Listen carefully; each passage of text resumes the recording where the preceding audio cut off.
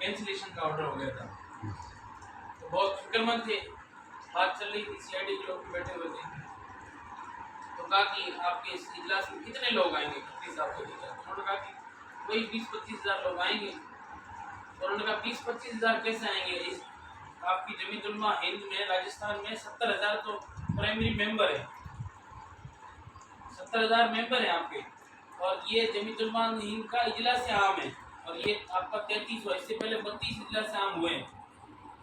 31वां कलकत्ता में हुआ, वो दिल्ली में हुआ, उसमें इतने लाख लोग आए, उसमें इतने लाख लोग आए, उसमें इतने लाख लोग आए, आपके 20-25 हज़ार आएंगे, जबकि अजमेर है।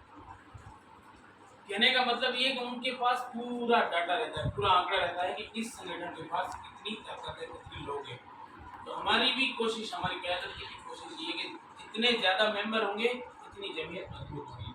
अच्छा, दूसरा, आजकल के ज़माने के हिसाब से जमीयत उलमा हिंद ने भी अपना एक ऐप लॉन्च किया है, जमीयत उलमा हिंद मेंबरशिप ड्राइव के नाम से। उसके ऊपर सारा डाटा है जमीयत उलमा का, जमीयत उलमा हिंद में कौन जिम्मेदार है, राजस्थान में कौन जिम्मेदार है, जोधपुर में कौन जिम्मेदार है, भिलाड़ा में कौन जिम्मेदार है, और अगर हम एक्टिव हैं तो गांव की अगर यूनिट बनाए